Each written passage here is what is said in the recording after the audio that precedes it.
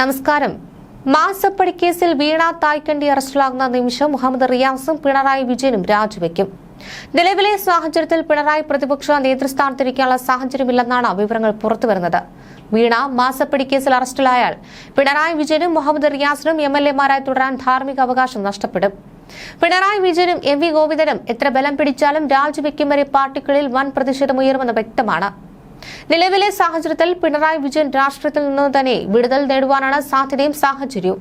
മുഖ്യമന്ത്രി പിണറായി വിജയന്റെ മകൾ വീണ വിജയന്റെ എക്സാലോജി കമ്പനിക്ക് വിദേശത്തും അക്കൗണ്ട് ഉണ്ടെന്നും അതിൽ കോടികളുടെ നിക്ഷേപമുണ്ട് എന്നുമാണ് ഇഡിക്ക് സൂചന ലഭിച്ചിരിക്കുന്നത്.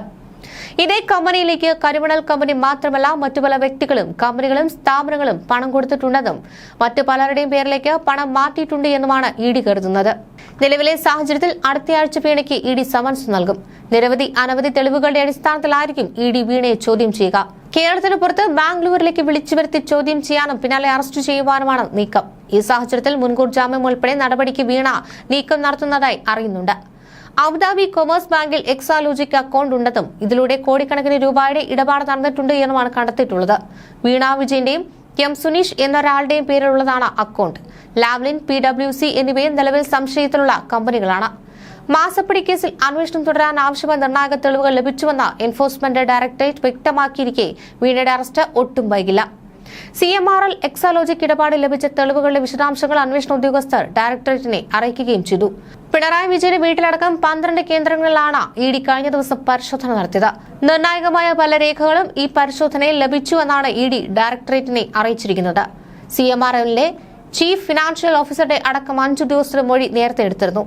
മാസപ്പടി കേസിൽ കള്ളപ്പണ നിരോധന നിയമപ്രകാരം അന്വേഷണം മുന്നോട്ട് കൊണ്ടുപോകാനുള്ള പൂർണ്ണമായ തെളിവുകൾ ഇപ്പോൾ തങ്ങൾക്ക് ലഭിച്ചതായും ഇഡി പറയുന്നുണ്ട്. മൊഴികളെ സാധൂകരിക്കാൻ പാകത്തിന് രേഖാമൂലമുള്ള തെളിവുകളെല്ലാം ലഭിച്ചതായാണ് ഇഡി സൂചിപ്പിക്കുന്നത്.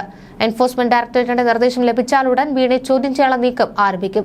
കഴിഞ്ഞ ദിവസം പ്രാഥമിക മൊഴിയെടുക്കൽ മാത്രമാണ് നടന്നതെന്നും തെളിവുകൾ കൂട്ടിവെച്ചുകൊണ്ട് വിശദമായ ചോദ്യം ചെയ്യൽ വേണമെന്നും ഉദ്യോഗസ്ഥർ ആവശ്യപ്പെട്ടിട്ടുണ്ട്.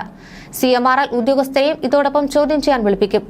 ഈ നീക്കങ്ങൾ മുന്നിൽ കണ്ട് അന്വേഷണം തടയണമെന്നാവശ്യപ്പെട്ട് CMRL കമ്പനി ഹൈക്കോടതിയെ സമീപിച്ചു.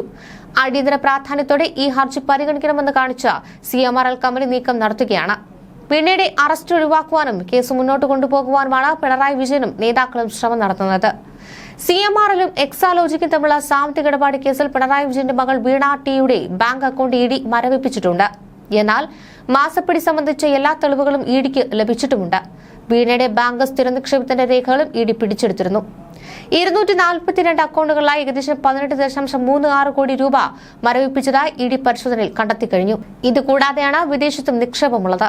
മുഖ്യമന്ത്രിയുടെ മകൾ CMRL കമ്പനിക്ക് എന്ത് സേവനമാണ് ചെയ്തു കൊടുത്തതെന്നും ഒരു സേവനം ചെയ്യാതെ മാസം 5 ലക്ഷം രൂപ എന്തിനു ശമ്പളം കൊടുത്തുവെന്നുമാണ് ഇഡിയുടെ ചോദ്യം. കണ്ണൂരിലെയും കോഴിക്കോട്ടെയും റെയ്ഡിൽ ഒന്നും കണ്ടെത്താനായില്ലെന്ന് ഇഡി രേഖാമൂലം എഴുതി നൽകിയിട്ടുണ്ട്. തിരുവനന്തപുരം ബേക്കറി ജംഗ്ഷനിലെ പിണറായി വിജയന്റെ വാടക വീട്ടിലെത്തിയത് വനിതയടക്കം 5 ഉദ്യോഗസ്ഥരാണ്. ഒപ്പം സുരക്ഷയ്ക്കായി 8 കേന്ദ്രസേനാ ഉദ്യോഗസ്ഥരും. പിണറായി വിജയന്റെ മകൾ വീണയുടെ ഉടമസ്ഥതയിലുള്ള എക്സാലോജിക് കമ്പനിക്ക് 2017 മുതൽ 20 വരെയുള്ള 3 വർഷങ്ങളിലായി 1,72 ലക്ഷം രൂപ നൽകിയതിന്റെ കാരണമെന്തെന്ന് അറിയാനായിരുന്നു ഇഡി തിരക്കിയത്. തിരുവനന്തപുരത്തെ വീട്ടിൽ നിന്ന് ബാങ്ക് നിക്ഷേപങ്ങളുടെ രേഖകൾ ഇഡി സംഘം കണ്ടെത്തിയിട്ടുണ്ട്. ഈ രേഖകൾ വിശദമായി പരിശോധിച്ചു വരികയാണ്.